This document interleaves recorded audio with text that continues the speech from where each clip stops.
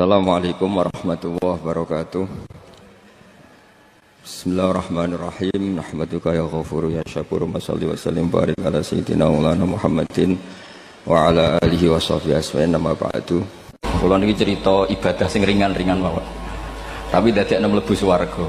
Amin. Terus kula badhe cerita siji mazhab Hasan Sadzili. Terus Hasan Sadzili niku thariqah sing dianut Gus Wafi. Kula nggih beberapa kali dapat ijazah saking Mbah Mun, saking bapak kula. Di antaranipun nggih pesen teng Gus Wafi, sebagian liwat kula ziarah teng Baruzak nggih. Baruzak Termas. Abdul Hasan As-Sadzili niku nate pas teng dalem ditamoni pemuda. Pemuda niku ngrutu. Di kampung kami banyak maksiat, di kampung kami banyak kesalahan. Niku sepundi? Jaga Abdul Hasan As-Sadzili niku ringan. Sing jelas mboten sragen. Contohnya mboten sragen. Sajane nggih persis, tapi utama niku dereng ngeten sragen. Kok tenggen kula kathah maksiat ngeten-ngeten. Jawabe Abdul Hasan As-Sadzili enteng ngoten.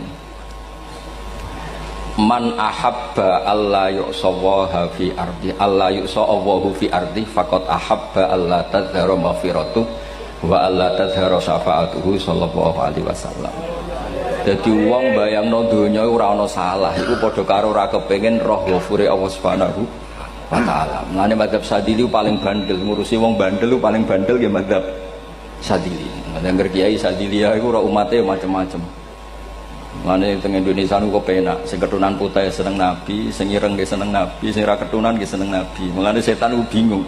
Nyangkane sing seneng Nabi keturunan putih tok, sing seneng keturunan ireng ya seneng Nabi, sing ora keturunan ya seneng Nabi, sing lakenan ya seneng Nabi. Jadi kelompok itu kathah.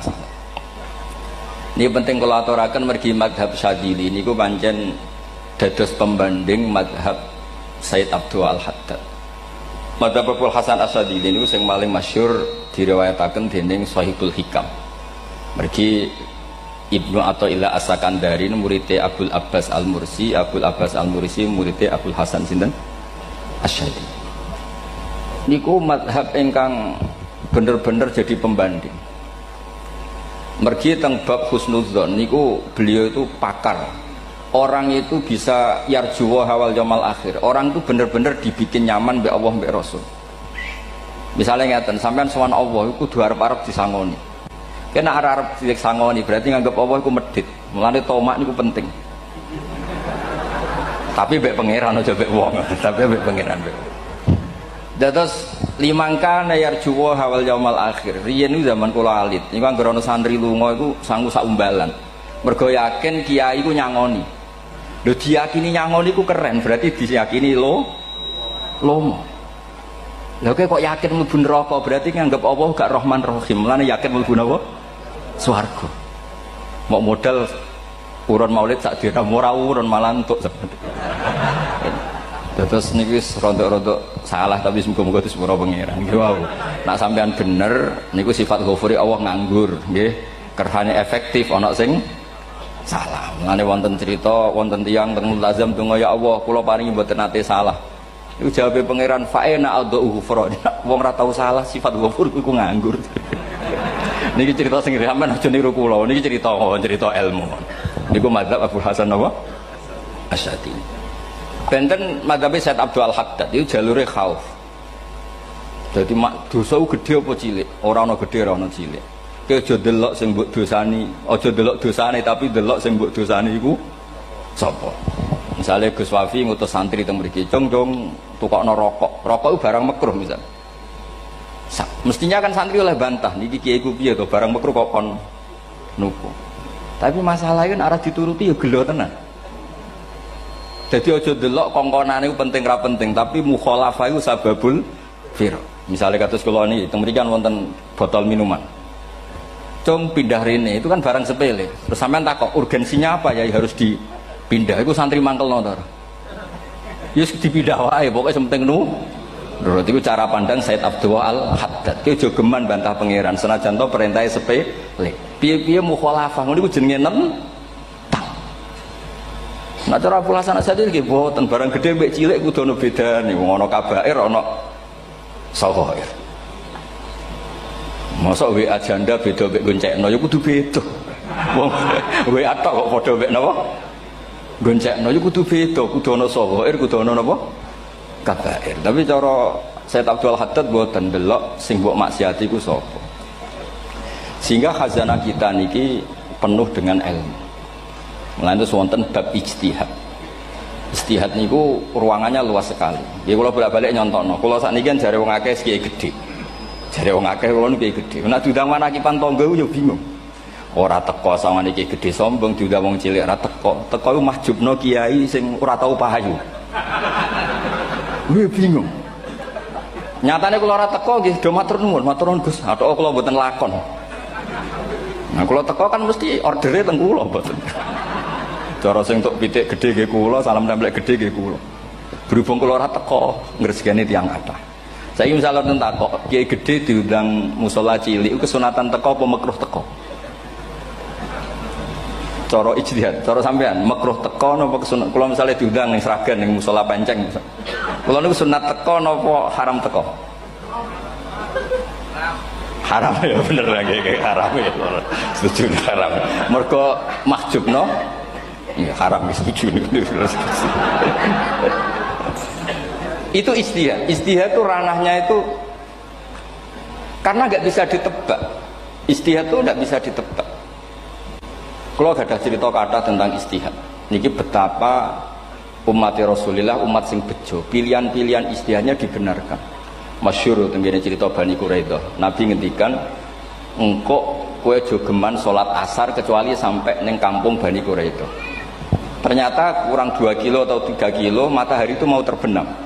Sebagian sahabat sholat sebelum sampai Bani Quraidah karena takut sampai Bani Quraidah sudah qadha napa? Asar.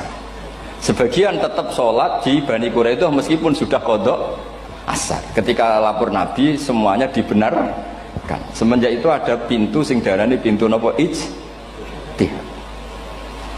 Mulane kula bolak-balik cerita. Wonten kiai nak tangkok, "Cung kowe ngaji mek sapa? Ngaji kalian tiyang niki."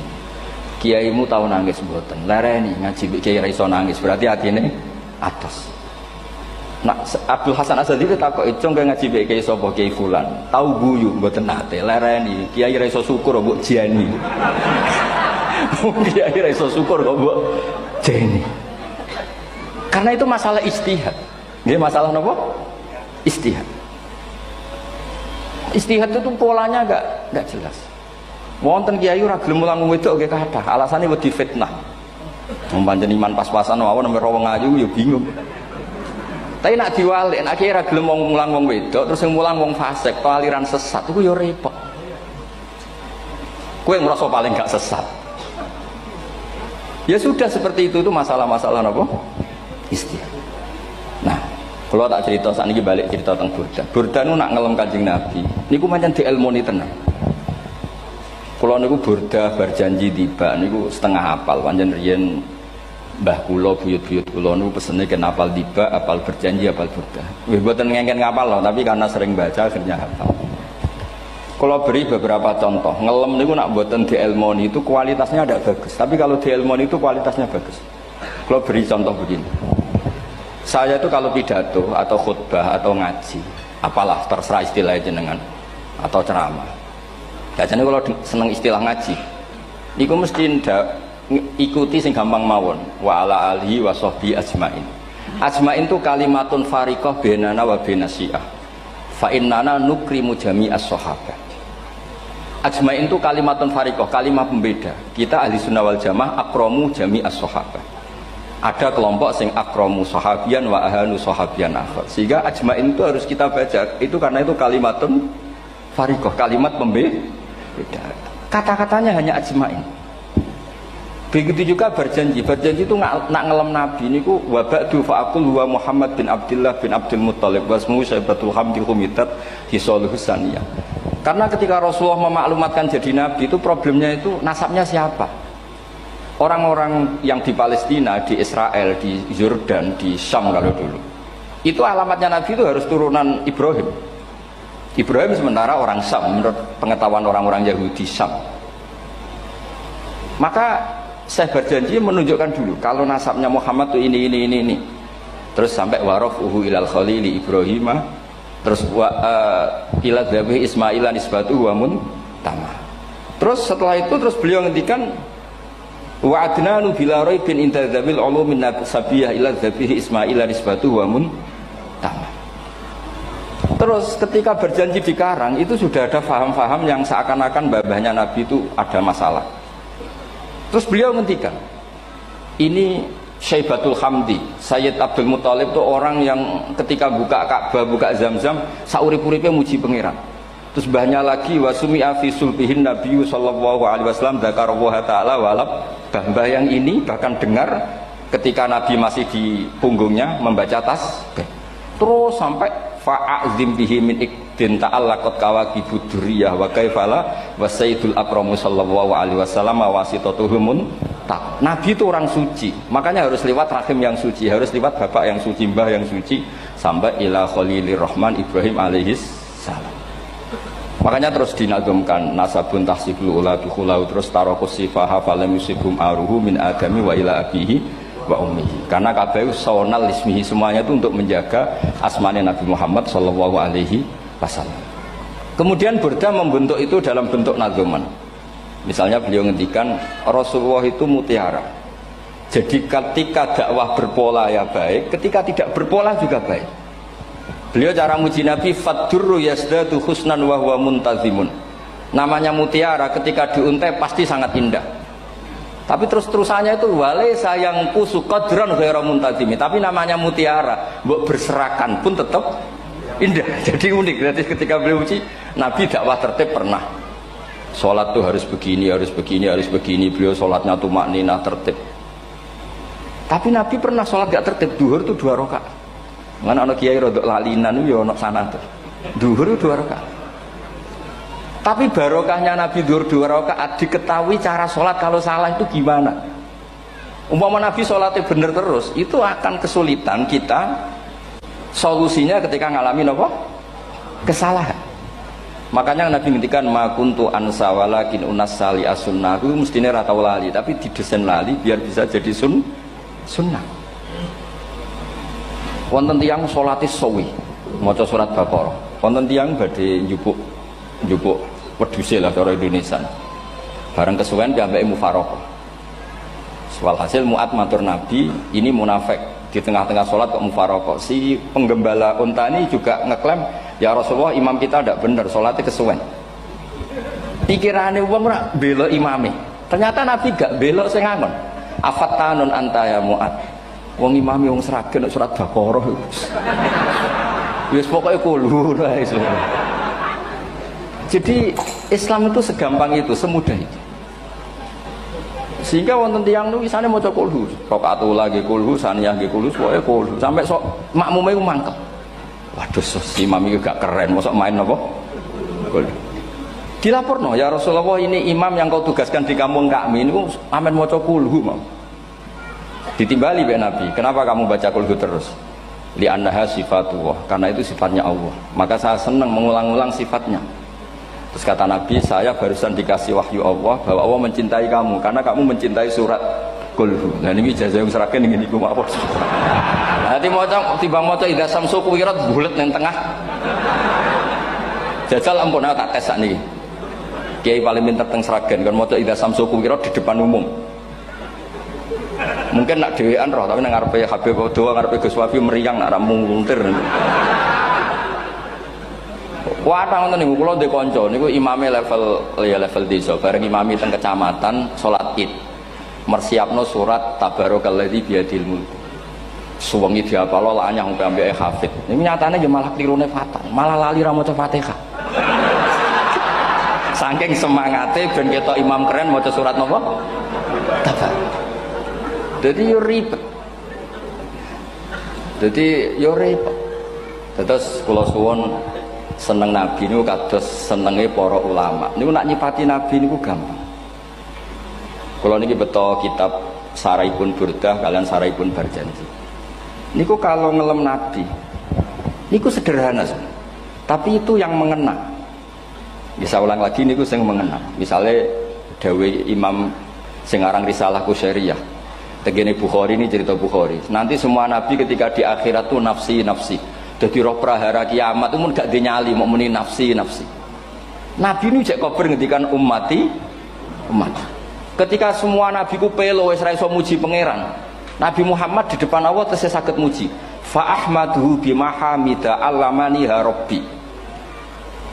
Ketika nabi lain sudah tidak punya nyali bilang alhamdulillah, Rasulullah masih punya nyali bilang alhamdulillah. Sehingga fa Muhammadun ahmadu min ghairi. Hampir semua ulama ngendikan ahmadu yang Muhammad itu afal tafdil. Fa Muhammadun ahmadu min ghairi. Ketika nabi lain sudah tidak bisa atau tidak punya nyali memuji Allah, Nabi Muhammad masih berani memuji Allah ketika mahsyar.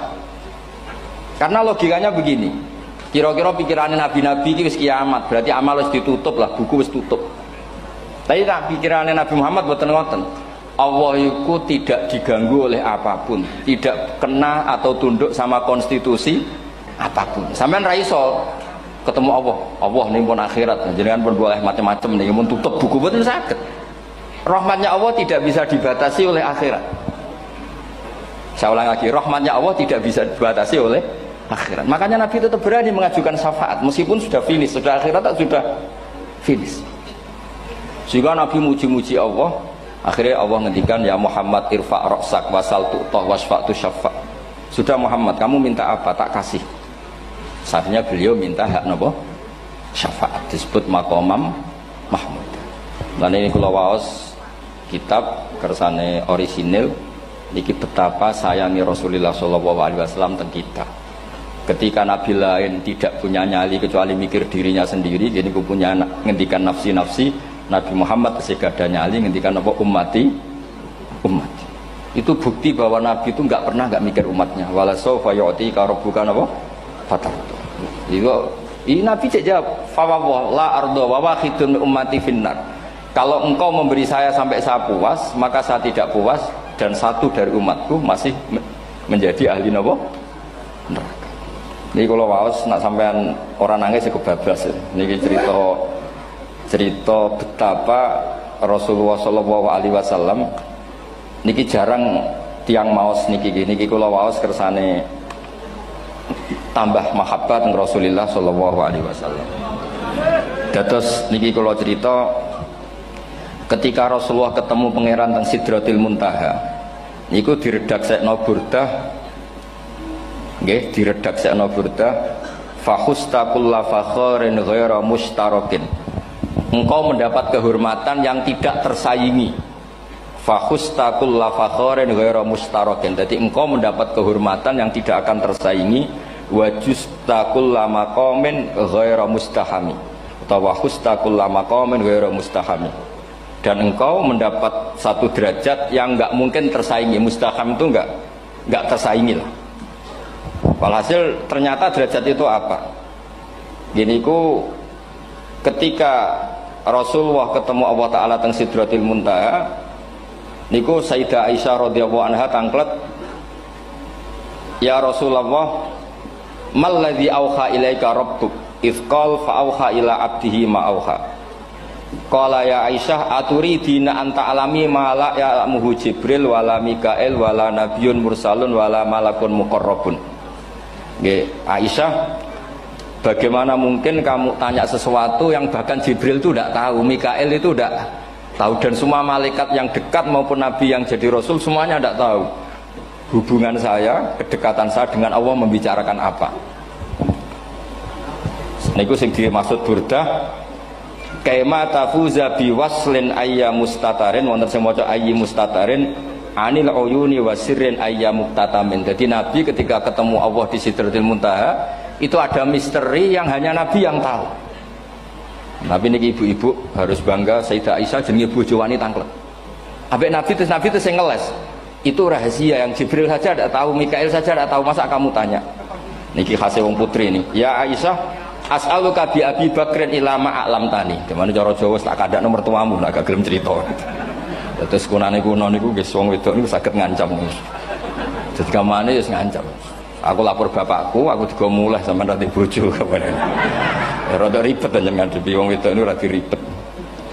Terus faqala, akhirnya Nabi cerita, tapi ya tentu tidak semuanya diceritakan.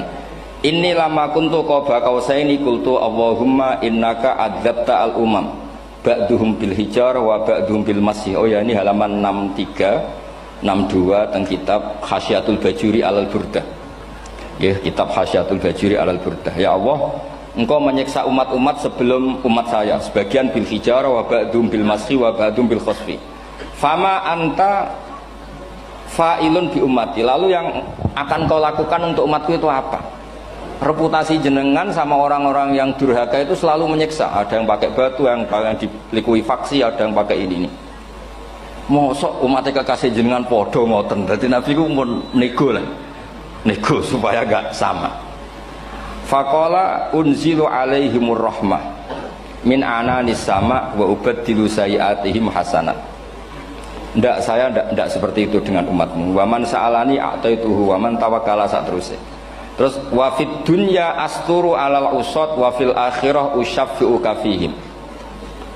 Orang-orang yang masih maksiat di dunia tak kasih hak tobat, dan nanti di akhirat tak kasih hak syafaat. Engkau tak kasih hak syafaat.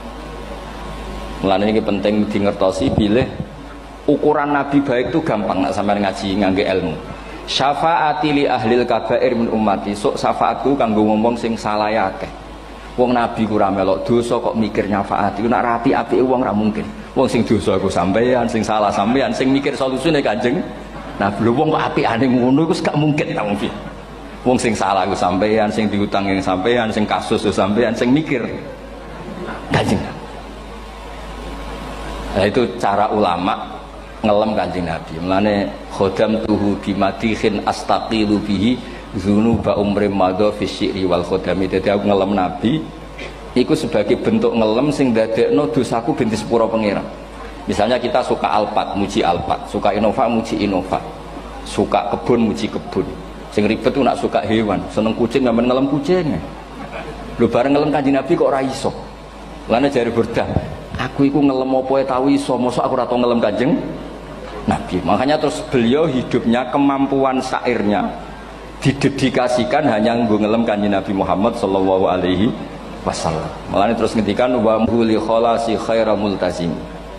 Saya dedikasikan kecerdasan saya untuk ngelem Kanjeng dan Nabi, dan itu solusi terbaik.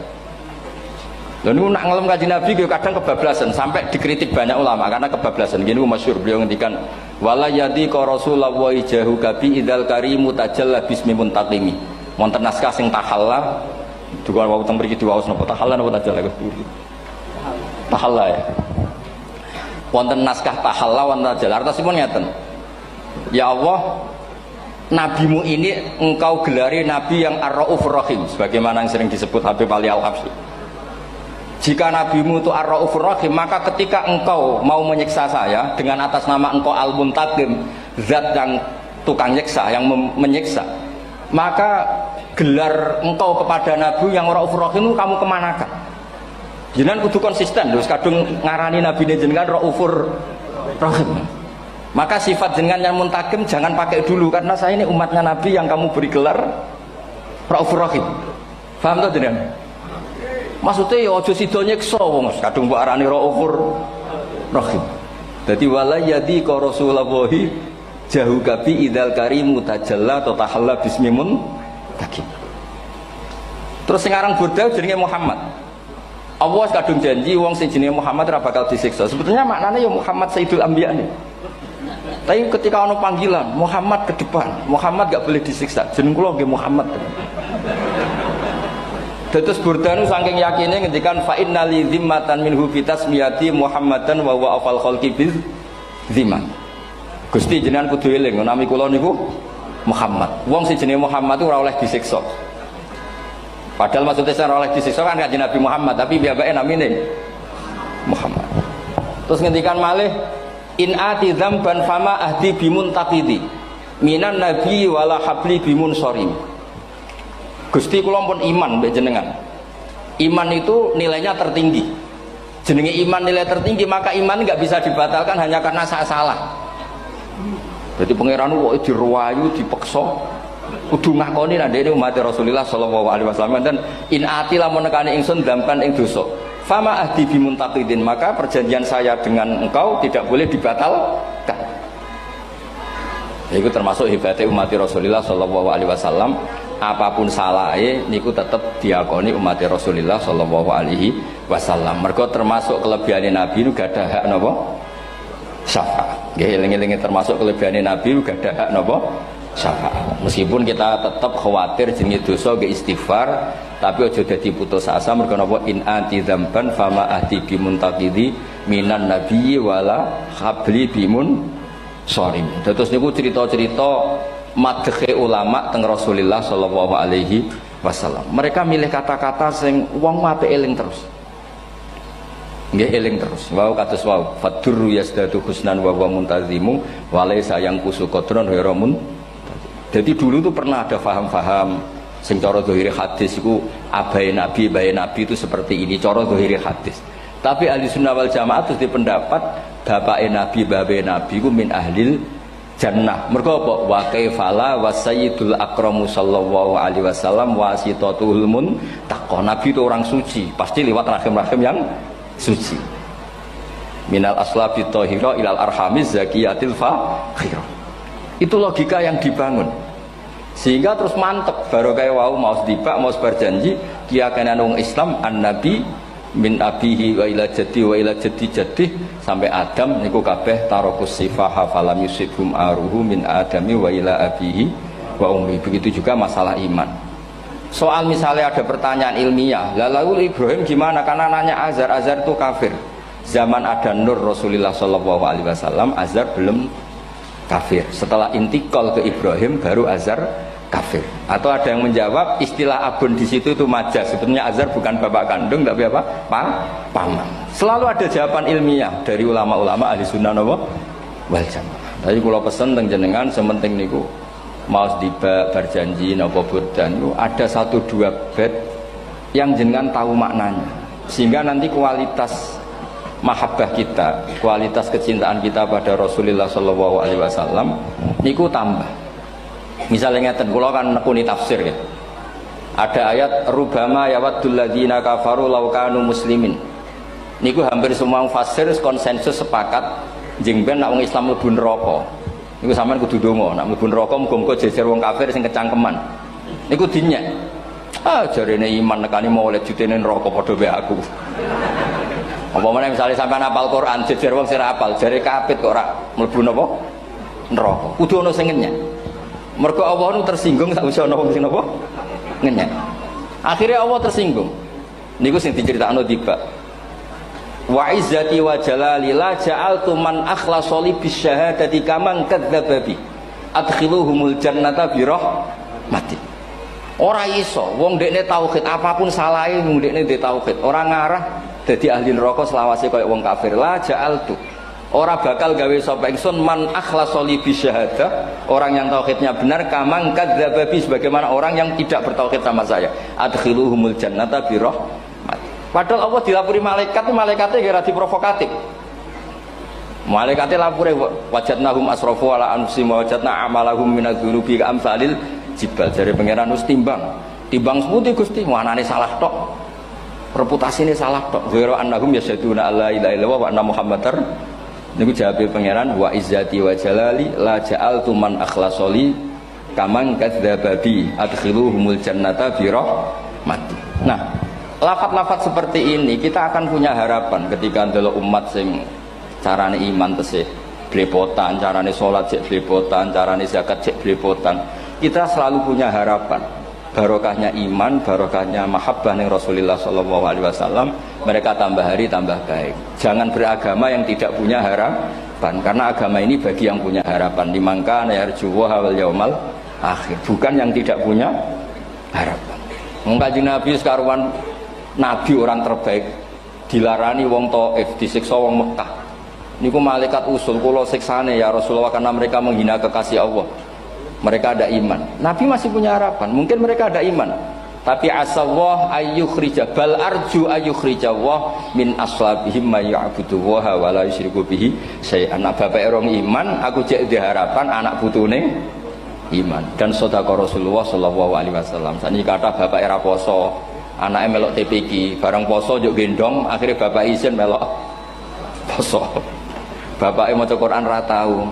Bapaknya nekani wisuda anake hafid. Mana bapak Esra kena dibentuk, ya arep-arep napa? Anake. Nah anake ora kena dibentuk ya arep-arep putune nganti Imam Mahdi turun ngoten mawon. Pokoke agama niki limangka na yarjuha wal yaumal akhir. Terus kula suwun sak napa madzhab Abdul Hasan Asyadzali. Nggih pancen madzhab niku kathah, tapi kula suwun agama teng zaman akhir dawuh Mbah Mun kudu kathah rojae. Nggih mergi walladzina amanu asyaddu hubbal lillah. Dawuh Imam Ghazali ar-roja yuqaddam alal khauf. Mergo roja dadekno mahabbah. Orang yang punya harapan itu lebih mudah mahabbah. Dan hubungan kita dengan Allah itu hubungan mahabbah. Ini ku walladzina amanu asyaddu hubbal lillah. Saman roh anake nawakal kok hubungane putus asa, mesti maksudno. Tapi nek hubungane iso wae saiki nakal so ben gak. Iso wae saiki goblok so ben gak. Senajan to so ben ra terbukti lah, penting hidup itu ada harapan. Guys, penting hidup itu napa? Ada harapan. Kata ulama ngendikan afdhalul ibadah intizarul farad. Apa-apa ibadah selalu punya napa? Harapan. Terus Indonesia yang seperti ini kita berharap akan lebih baik, akan lebih baik. Wong cilik kula niku sing jilbaban mau keluarga ketok. Sakniki kathah tiyang napa? Jilbaban. Cilik kula tiyang salat di masjid nggih mboten serame sekarang. Sampeyan ra iso grutu, tapi salat tok tapi atine ngene-ngene. Wah ya ribet nak ngoten sampeyan nyoal ideal nggih ribet. Pira-pira gelem napa? Pira-pira purun napa? Salat purun teng masjid. Sampeyan ndak usah memaksa ideal, wong kita ndak pernah napa? Ideal. Terus kula suwun cerita-cerita teng tiba teng berjanji bahwa Nabi sahibus syafa'ah. Nabi nu tiyang sing peduline napa ummati. Jadi ketika Nabi lain mboten gadah nyali ngadepi hisab. Nggih niku do muni nafsi-nafsi, Nabi tesih gadah nyali mikir umate ngendikan mati. Carane apa? Muji pangeran bimahamida allamani ha rabbi. Lane dawuh iki teng ulama-ulama dawuh fa Muhammadun ahmadu min ghairi. Makanya summiya Muhammadan mergo li annahu satu wasammihi idza wada'atihi Muhammadan li annahu satu madun apa? Ubah wa summiya Ahmad li annahu ahmadu min ghairi. Niku hampir semua ulama ngendikan ketika teng mahsyar semuanya Nabi gak punya nyali untuk matur minta sama Allah. Mergo wis kiamat berarti wis finis. Nabi tesih gak ada pikiran Allah itu tidak terhalangi oleh kiamat. Allah tidak terhalangi oleh akhirat. Allah tidak bisa dihalangi apapun. Sehingga Nabi tetap wani njaluk pangeran. Berarti mujine Nabi ku lebih top karena tahu Allah itu tidak terbatasi.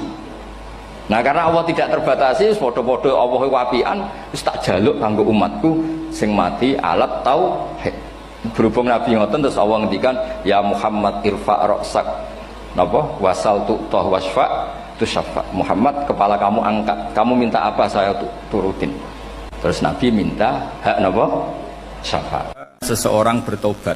Dulu umatnya Nabi Musa ada yang menyembah anak sapi, ijel itu, harus tobat. Itu tobatnya ekstrim betul. Kalau tobat sekarang kan cukup istighfar sama istighosah. Kalau dulu enggak, liyak tulal bari umingkum al mujrima, yang terbebas dari dosa menyembah anak sapi, membunuh yang terlibat atau pernah menyembah anak sapi.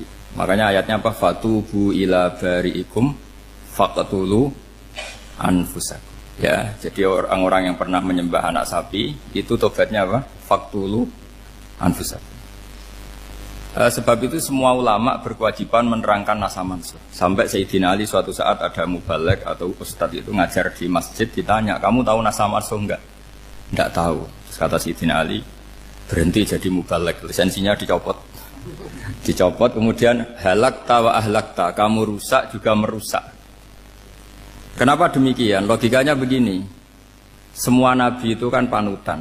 Saya ulang lagi ya, semua nabi itu panutan. Tapi kalau kamu tidak tahu nasaman, so jangan-jangan kamu ikut nabi sebelum kamu, yang nasahnya itu syariatnya sudah apa?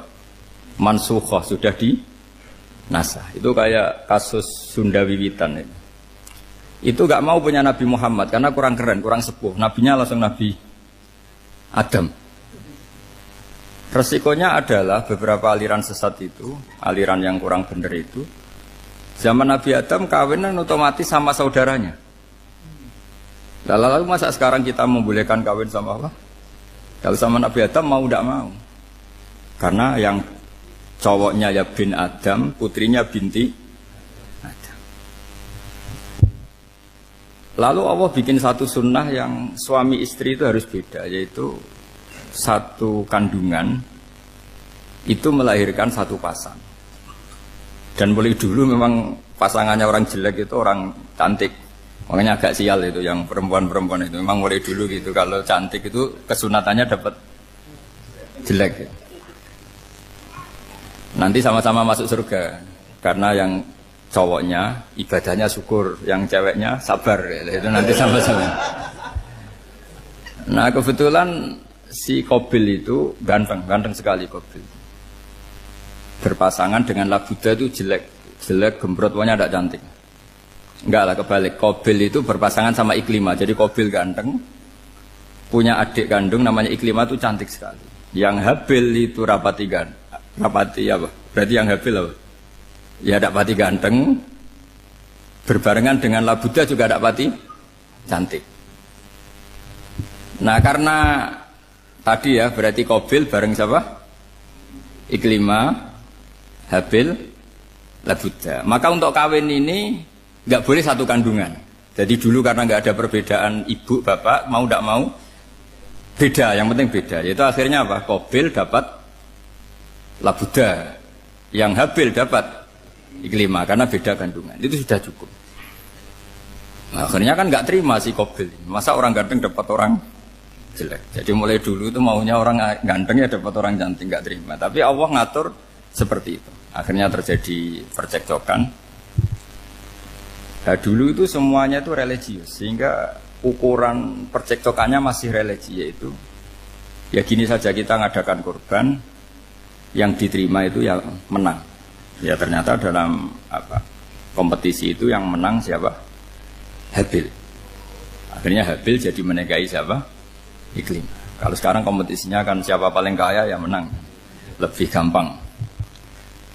Nah kemudian bayangkan misalnya, ya saya ini menerangkan asa mansuh.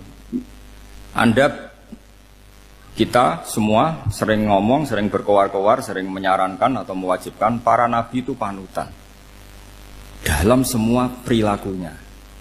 Ternyata ada beberapa perilaku yang sudah dinasah atau dihapus ketentuannya oleh syariatnya Rasulullah Shallallahu Alaihi Wasallam. Maka mengenali nasah mansuh itu keharusan dalam ulumul Quran. Ya, makanya Allah mengatakan apa? Manansah min ayatin aw nunsiha pasti na'ti bi khairim minha aw misli. Jadi saya nerangkan nasah mansuh itu dua sesi. Satu sesi antar nabi, dua di internal syariatnya apa? Sekali saja hari ini tok, sudah setelah itu anggap pinter sudah. Kalau sudah jangan tanya lagi. Nah, ada beberapa lagi syariat yang masalah metode. Dulu Nabi Nuh itu dibolehkan oleh Allah saking mangkelnya sama orang kafir. Saya ulang lagi, orang kafir itu kan biadab sekali, nempat buminya Allah, makan rezekinya Allah, kemudian mengkafirkan Allah.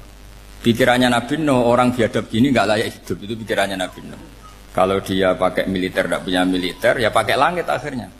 Pakai kekuatan langit, beliau berdoa, Rabbi la tazar alal ardi minal kafirina dayyar. Innaka intazarhum yudillu ibadaka wa la yalidu illa fajirong kafar. Ya Allah, mereka ini orang-orang kafir. Padahal pakai bumi engkau, pakai rezeki engkau. Matikan semua saja. Jangan sisakan satupun. Karena kalau masih sisa, nanti anak turunnya ya gitu. Gennya gendo ya pasti melahirkan gendo. Gen, wa la yalidu illa fajirong kafar. Kalau kamu sisakan pasti melahirkan generasi gendo lagi, kafir lagi. Dituruti sama Allah. Kecuali orang 80 yang ikut Nabi Nuh. Nah orang 80 yang ikut Nabi Nuh ini selamat karena iman. Maka generasi yang sekarang ini termasuk saya semua ini, semuanya turunan orang iman. Maka kita ini punya dua status. Satu, Allah kadang manggil kita ya Bani Adam, karena faktanya kita turunan Nabi apa? Adam. Panggilan kedua adalah Zurriyataman Hamalna Ma'nu. Orang-orang sekarang itu pasti turunan orang yang ikut perahunya Nabi Nuh. Jadi nasab kita ini sudah steril. Sudah tidak ada nasab lewat kafir. Karena yang kafir sudah habis. Semua orang sekarang itu turunan Nabi Nuh. Yaitu disebut apa? Zurriyataman Hamalna Ma'nu. Itu sekitar orang 80. Nah, oleh Allah Subhanahu wa taala syariat seperti ini pernah dituruti, yaitu akhirnya mereka mati semua kecuali orang 80 yang mukmin. Tapi uniknya Allah apa? Era Rasulullah Shallallahu Alaihi Wasallam, Nabi kita Nabi Muhammad itu diutus rahmatan lil alamin.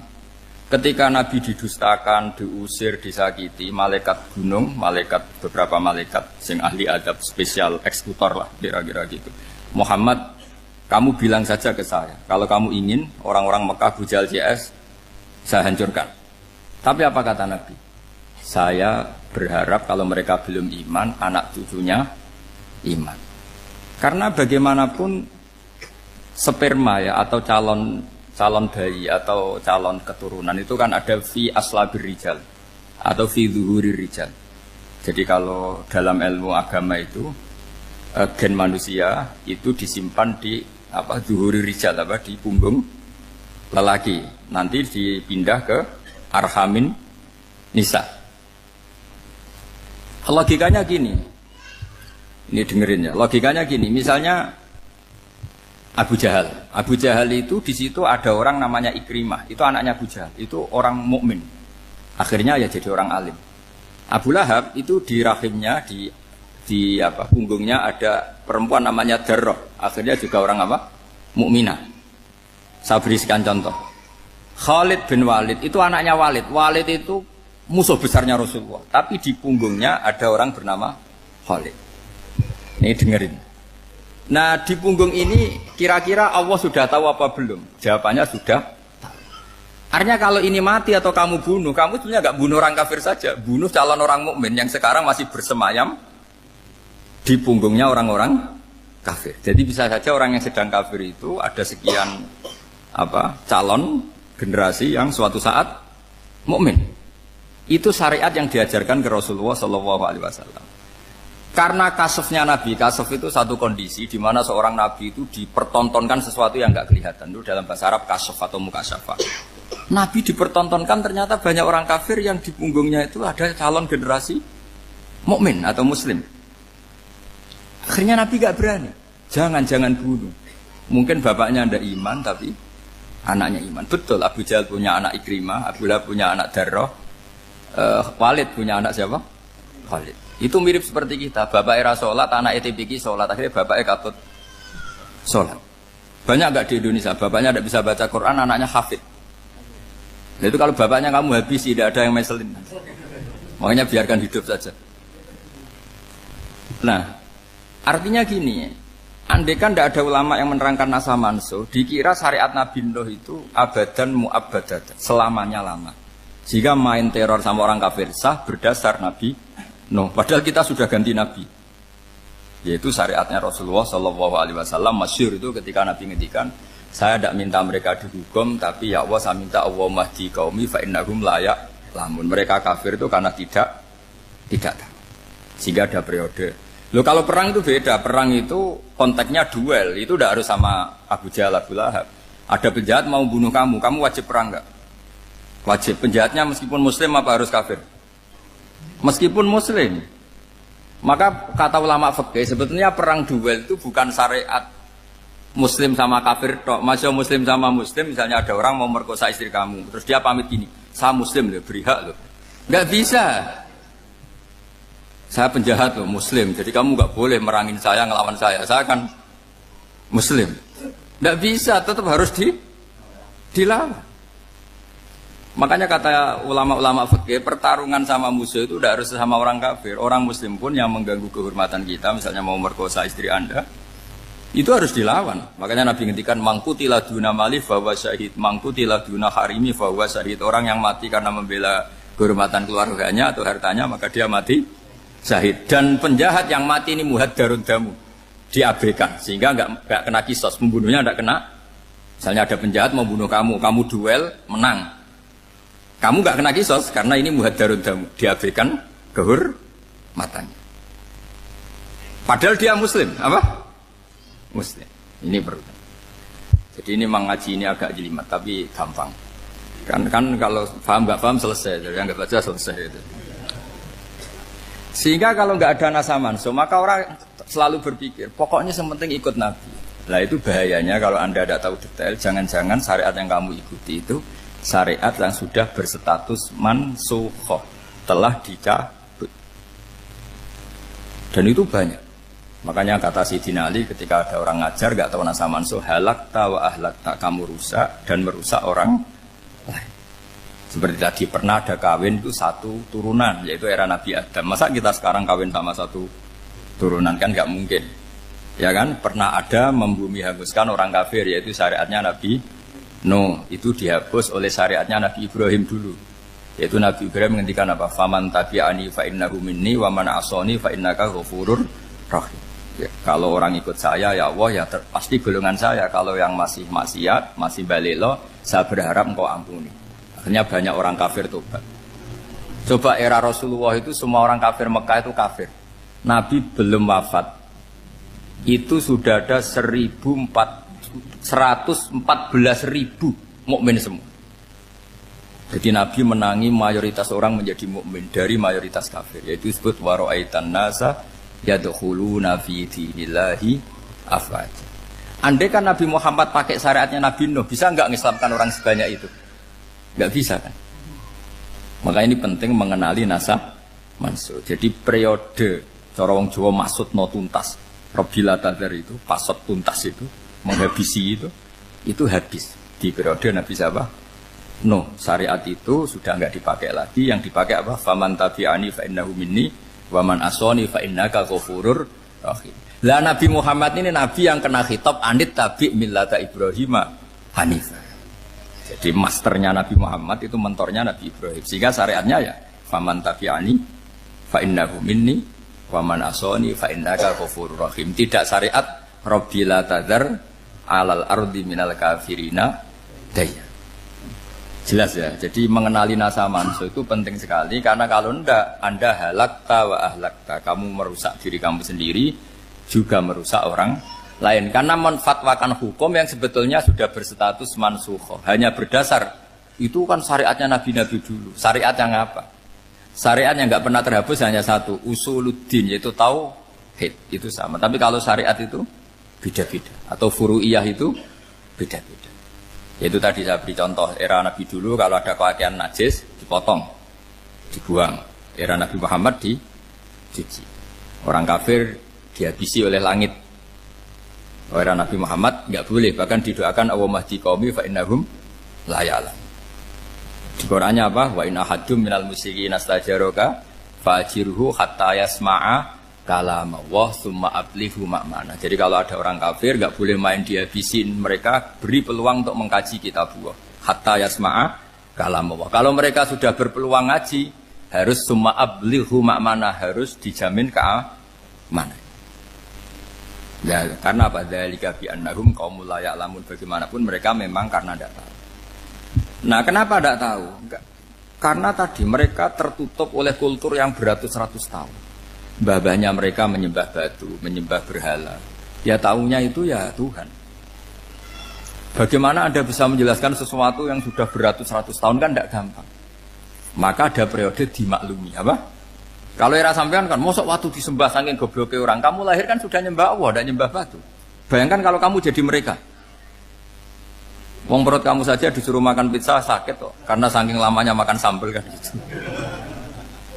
Kamu bilang perempuan Indonesia saja cantik kok, saking lamanya jadi orang Indonesia.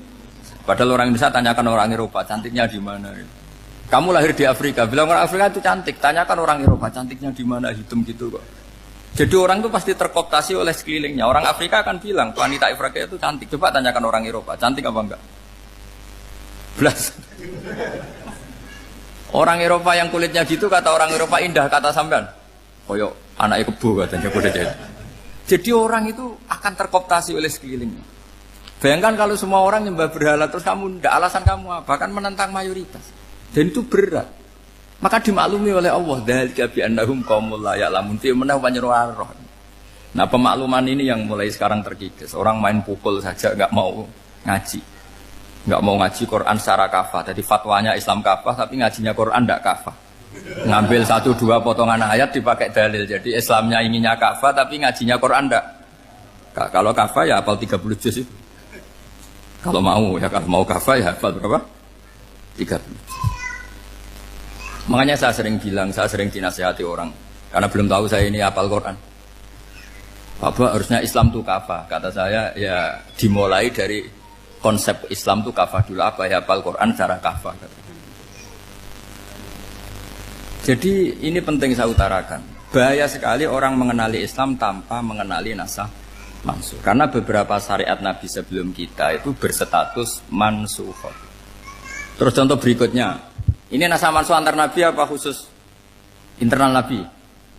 Antar Nabi aja agak selesai nih sampai subuh aja agak selesai. Contoh yang paling keren mungkin cowok semua senang. Nabi Dawud dulu istrinya berapa? 99. Nah itu kalau masih halal itu kan berarti jenengan itu punya istri berapa?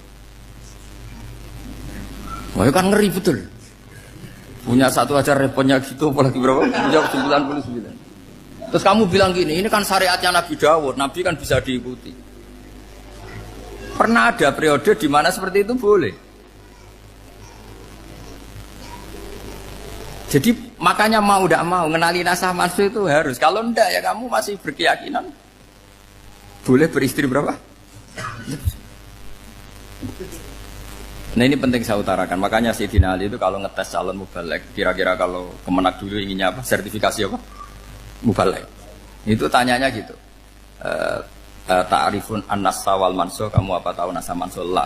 Jawabnya Sayyidina Ali, halak tahu ahlak tahu. Kamu orang yang rusak. Karena tadi takutnya ada syariat yang sudah mansukhah dipakai. Itu tadi misalnya kita ini tidak umatnya Nabi Nuh, tapi pakai syarat Robbila tadar alal ardi minal kafirina. Terus ketiga begini, misteri manusia itu. Dan ini kita tidak pernah tahu sampai kiamat, tapi ini ilmu harus kita diskusikan. Misalnya saya ini namanya Bahauddin. Saya sekarang hidup sampai 2019 sekarang. Kan hanya Allah yang tahu berapa turunan saya sampai kiamat dan statusnya kayak apa. Donald Trump juga gitu. Donald Trump itu sekarang kafir, tapi kita tidak pernah tahu nanti turunan keberapa ada yang Muslim. Lah turunan yang calon Muslim ini diletakkan di mana kita tidak tahu. Yang jelas kalau kamu bunuh itu katut itu. Artinya gini, logika membiarkan orang kafir itu ya ada logikanya. Nah, logika membunuh karena mereka mau membunuh kita ya ada logika fikihnya, karena kalau kita ada membunuh dibunuh. Makanya semuanya hukum ini terus bergantung al-hukmu yaduru ma'ilatihi wujudan wajib. Di sini terus dipertemukan. Makanya semua nabi itu kalau yang namanya membunuh pasti pas perang saja, karena ini kondisi yang memang pilihannya hanya dua, kalau nggak dibunuh ya membunuh. Ada duel lah. Maka ini butuh kajian fikih dan orang nggak boleh subjektif dalam hal ini. Saya ulang lagi, tidak boleh subjektif karena tadi orang yang kamu katakan sekarang misalnya Zaid, kamu itu bodoh sekali. Kenapa bodoh? Nggak hafal Quran, nggak pernah kuliah, nggak pernah ngaji. Ternyata Zaid ini bersemayam calon anak yang alim alama hafal Quran, namanya Umar, tapi masih jadi sperma. Suatu saat Zaid itu punya anak alim alama, kan banyak orang nggak bisa baca Quran punya anak hafid, banyak nggak di Indonesia? Banyak nggak petani yang punya anak dekan? Petani punya anak dekan, yang dekan punya anak naik kelas saja susahnya bukan main. Banyak kan? Nah ketika dibalik nanti ada dekan punya anak goblok, yang petani punya anak dekan, pinter mana? Kita tidak pernah tahu. Makanya ini kan ya sudah, kalau nggak pernah tahu ya bilang saja wallahu alam, kan selesai. Daripada keminter keliru kan ada wallahu alam. Makanya cerita favorit guru saya Kiai Haji Maimun Zubair itu punya apa namanya Kiai Zubair. Itu cerita favoritnya itu ada santri namanya Soleh. Soleh itu alim alam. Orang Madura itu cara berpikir kan kalau kiai saja alim seperti itu apalagi bapaknya. Pas bapaknya main ke pondok, santrinya ada ribuan. Bapaknya main ke pondok itu sholat itu ya gak bener, gak sesuai sunnah Rasul lah kira-kira gitu. Sudah sholat itu gak bener, apa-apa gak bener. Masih ditakwil sama santri Madura karena orang Madura itu kultus. Mungkin khilaf itu satu khusus, pokoknya perlakuan khusus. Suatu saat saking bodohnya orang itu kenceng tuh pinggir musola. Wah ini nggak bisa ditakwil lagi, akhirnya nggak bisa ditakwil tuh nggak. Wah ini sudah nggak bener ini, nggak bener.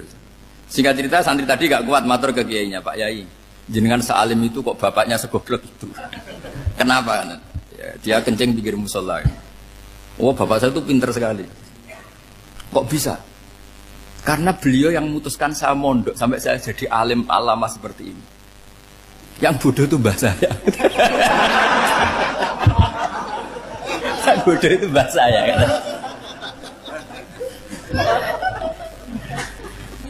Artinya gini, sekarang misalnya Anda dekan, atau Anda rektor, atau Anda profesor, atau Anda kiai top, mubalek kondang.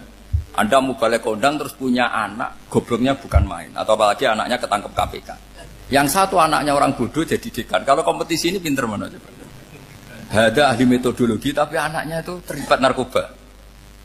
Yang ini petani utun, anaknya dekan. Kira-kira kalau dikompetisikan pinter mana? Anaknya pinter petani tadi gitu. Yang ketika petani kamu vonis bodoh gitu. Tapi siapa tahu kalau ini menyimpan calon. Paham ya? Kita tidak pernah tahu. Makanya Quran selalu ngajari dalam ilmu sosial itu wa in adri la'allahu fitnatul lakum wa mata'un ila. Dalam ilmu sosial itu kita harus jawab tidak tahu. Karena mudah. Makanya saya tadi pagi ngaji di direktorat saya bilang, saya pernah diprotes orang, Gus kamu udah jelas 01 apa 02. Ya saya jawab gitu. Manusia itu makhluk yang paling gak jelas gitu. Sekarang soleh suatu saat bisa saja gak soleh. Yang sedang gak soleh suatu saat soleh. Sesuatu yang mungkin rubah kok kamu fanatik itu gimana? Nalarnya itu gimana? Coba kita tahu dulu Wahsy itu pembunuh Hamzah, akhirnya mati mukmin ya enggak? Padahal orang yang sangat dibenci Rasulullah karena membunuh Sayyid siapa? Hamzah. Sa'labah yang tukang itikaf di masjid akhirnya su'ul Fatimah. Kita enggak pernah. Lah kalau enggak pernah tahu ya enggak usah terlalu fanatik biasa saja. Kayak jenengan seneng saya itu ya saya enggak tahu sampai kapan ya. Saya seneng sampean sampai kapan ya enggak tahu. Kayak suami istri. Pas nikah harmonis bulan madu sampai kapan berjanji. Yang jelas paling awet itu pasangan jelek itu pasti nggak awet. Makanya jadi guyonan. Pasangan itu jangan baik-baik gak awet. Kalau jelek itu awet. Ternyata maksudnya cantik sama ganteng. Itu suatu saat pasti jadi jelek. Yang jelek sama jelek pasti jelek terus. Makanya jadi guyonan. Kalau pasangan jelek itu awet katanya. Tapi kalau pasangan baik, ternyata baik wajahnya itu pasti gak awet. Suatu saat pasti jelek, tapi yang jelek awet, karena mulai dulu ya jelek sampai gitu. Awet jeleknya maksudnya bukan. Ya jelas ya, jadi saya mohon sekali ini ilmu. Sampai ndak urusan, ini bukan urusan cocok ndak cocok, tapi ilmu. Ilmu harus kita dengar bahwa syariatnya para nabi itu yang sifatnya furu'iyah, tidak usuliyah, tidak tauhid itu potensi rubah. Sehingga mengkaji nasah mansukh itu satu keharusan seorang ulama. Makanya setiap ada syariat nabi, hal hadis syariah mu'abbadah amla, mansukhoh amla. Karena potensi itu tinggi. Kita tahu dulu semua nabi sholat menghadap apa? Baitul Maqdis. Era Rasulullah dipindah ke Ka'bah. Tapi kalau kamu katakan total Baitul Maqdis ya tidak juga. Nabi Ibrahim mulai dulu madhabnya ke Ka'bah. Tapi kalau Nabi Musa ke Baitul Maqdis. Terus kamu bilang ini 01, 02 ya memang syariat jadi sesuatu yang furu'iyah. Nah, kenapa ini furu'iyah? Jawabannya sederhana. Ketika seseorang menghadap Ka'bah itu menghadap batu apa menghadap Allah? Allah. Ketika menghadap Baitul Maqdis hakikatnya menghadap Allah apa menghadap Baitul Maqdis? Allah. Maka menghadap Ka'bah itu sebenarnya masalah furu'iyah. Yang masalah usuliyah adalah inni wajjahtu wajhiya lilladzi fataras samawati wal ardh. Yang permanen adalah menghadap Allah Subhanahu wa taala. Cuma secara prosedur syariatnya secara zahir menghadap Ka'bah. Maka potensi rubah karena ternyata itu furu'iyah. Untuk kiblatnya itu furu'iyah. Yang permanen adalah menghadap ke Allah Subhanahu wa taala. Ini penting ya. Jadi terus sekarang masih antar nabi apa di internal nabi? Ini sudah mau selesai waktunya, sudah habis ini. Internal. Ini sudah selesai, ini sudah pas ini. Mohon Pak Amir. Wah. Jam sudah sampai mana tadi? Diteruskan apa enggak? Sudah ya, sudah kayaknya sudah. Biar kelihatan cerdas. Sekali pertemuan sudah pinter gitu. Berapa? Setengah jam sudah pinter. Yang internal Nabi apa antar Nabi? Internal ya, sudah sekarang ke internal. Kalau internal lebih banyak lagi contohnya. Yang masyhur tentu masalah Baitul Maqdis. Dulu Rasulullah pernah sholat menghadap Baitul Maqdis 16 bulan. Berapa? 16 bulan, kila 17. Pokoknya khilafnya hanya 16 dan 17. Kalau ada bilang 10 bulan berarti gak pernah ngaji khilafnya. Karena khilafnya itu hanya 17 sama 16. Akhirnya sama Allah diminta disuruh menghadap ke Ka'bah. Saya ulang lagi, itu tetap masalah antar nabi sebetulnya. Begini. Makom itu kalau dalam bahasa Arab bukan kuburan. Kalau di Indonesia kan makomnya Sunan Bonang itu kan kuburan. Kalau makom dalam bahasa Arab itu sesuatu yang pernah dipakai singgah, itu namanya apa? Makom. Lalu Rasulullah itu pertama di Medina itu madhep Baitul Maqdis itu 16 bulan. Orang Yahudi senangnya bukan main. Sampai mereka bilang gini, Muhammad tuh gaya-gaya nantok punya agama baru, tapi kiblatnya ikut kita. Baguslah anak itu katanya, masih tahu diri katanya. Bagus katanya itu masih tahu diri. Jadi senangnya bukan main orang Yahudi. Karena kiblatnya Muhammad sama dengan mereka. Ya tentu mereka jangkar Muhammad, bukan Sayyidina Muhammad atau Rasul Muhammad, karena mereka masih gak iman. Nabi itu ya agak tersiksa karena beliau secara gen turunan Nabi Ibrahim dan kiblatnya Ibrahim itu Ka'bah. Agak tersiksa tapi sami'na wa ata'na tetap madhab ke Baitul Maqdis berapa? 16 bulan. Suatu saat Nabi Muhammad itu disuruh madhab Ka'bah. Ini dengerin. Akhirnya madhab ke Ka'bah. Apa yang terjadi? Orang Yahudi komentar gini, Muhammad itu gimana? Dia di perantauan, rindu sama keluarganya. Terus rindunya itu diaplikasikan jadi perilaku agama. Jadi dia madhab Ka'bah, dianggap kangen. Kayak saya kan orang Rembang. Rembang itu apanya Jogja? Timurnya apa? Enggak, Jakarta itu mana Jakarta itu? Barat sana ya. Ibaratnya saya orang Jakarta, terus merantau di Jogja. Dulu kiblatnya itu menghadap ke timur. Terus ketika madhab ke barat, kata sampean, wah itu padunya kangen apa? Keluarga. Juga kurang ajar orang Yahudi. Jadi orang Yahudi itu memang paling pinter bully. Makanya kalau sampean tukang bully itu ya agak-agak, ya enggak. Saya tidak ngomong agak ya, pokoknya agak-agak. Ya. Pinter bully orang Yahudi. Makanya enggak ada orang debat sepinter orang Yahudi. Yang bisa ngalahkan hanya Tuhan itu. Orang Yahudi yang bisa ngalahkan hanya Tuhan. Sayyidina Ali orang paling terkenal cerdas. Itu kalau sama orang Yahudi itu pusing. Karena ya apa logikanya itu? Saya beri sekian contoh. Ada orang Yahudi tanya gini, Muhammad, kalau kambing mati itu yang bunuh siapa? Ya Allah, mati langsung itu. Agama kamu itu aneh, Mak. Yang langsung sentuhan Allah haram, tapi yang lewat tangan-tangan jahil manusia malah halal. Harusnya itu yang halal kan orisinal, langsung Allah yang bunuh. Jadi utaknya itu aneh, dari cara berpikir itu aneh. Nah cara sampean niku nak halal pangan kue. Tapi Nabi kan nggak boleh bertutur kata kasar gitu. Kalau yang jadi Nabi saya untalan ngono kan gitu. Tapi Nabi kan nggak boleh kasar. Jadi Nabi itu problem karena nggak boleh apa? Kasar. Kalau kita kan gampang. Wis nak halal untalan kan selesai apa? Tapi Nabi nggak boleh kasar gitu. Jadi nak jadi nggak Nabi, sampean itu kan enak. Mau keliru ya pantas, mau apa saja.